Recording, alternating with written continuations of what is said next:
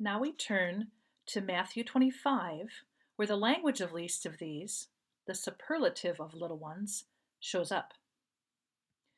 Matthew 25:31 through 46 fits somewhere between a parable and a judgment scene. The parabolic elements include the images of a shepherd dividing up a flock into sheep and goats. The judgment scene focuses on the Son of Man judging all humanity at the end of the age. The cast of characters includes the Son of Man, also referred to as the King, the sheep on his right, and the goats on his left. The one other group is the least of these, mentioned in both verse 40 and 45. There are a number of important features of the story that highlight its purposes. First, the presence of the three groups in the story raises a question of identification. The sheep and the goats imagery and their locations on either side of the king lead the reader to identify with one of these two groups. We will want by the end of the story to go in the direction of the sheep, not the goats. The presence of two ways is a common facet of Jesus' parables. Look at the end of chapter 7, for example. Now, the reader is less likely to identify with the third group, the least of these, since the two choices have already been laid out for them. Instead, this group, the least, becomes important for how they are treated by the other two groups. Another important feature of the story is the basis for final judgment. It becomes clear in the conversation between the sheep and the king that judgment leading to life was based on the way the sheep treated Jesus as he was somehow present among the least. While this might strike some of us as a kind of salvation by works, Matthew has woven together right covenant response and right action across his gospel. Matthew speaks of repentance and faith as crucial responses to Jesus and to the kingdom. And for Matthew, this right response inevitably leads to renewed covenantal loyalty, that is, obedience. Trust and obedience are two sides of the same coin for Matthew.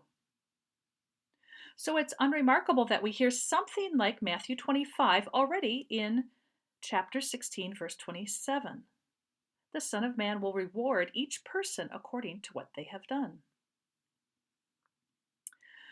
Finally, a key feature of the story, and an intriguing one, is its surprise factor, coming in verses 37 through 39, also later in verse 44.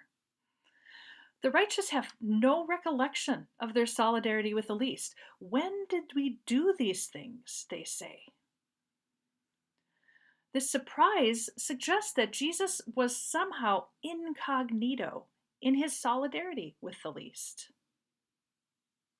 This certainly elevates the question, who are the least, mentioned in verse 40 and verse 45. Now, the inclusion of brothers and sisters of mine in verse 40 has led many interpreters to identify the least as Christians who are poor and in destitute circumstances. In fact, in the history of the church, this has been the most common view. More recently, there has been growing support for a reading of the least as all the world's poor, and interpreters such as Mother Teresa and scholar Gustavo Gutierrez have been influential for this view. Finally, some current Matthean scholars and others in church history have argued that the least are Christian missionaries or itinerants in Matthew's own day, a subset of the first view. The surprise factor at least complicates any easy answer to the question of the identity of the least, since neither group recognizes Jesus in those they are serving.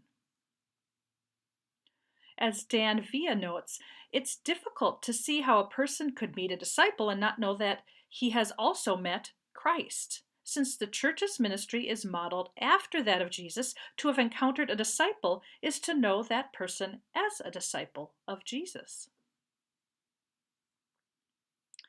What I find particularly intriguing in the literature on Matthew is that even those arguing that Jesus refers to Christians as the least recognize how the surprise factor presses us to think of this group a bit more widely.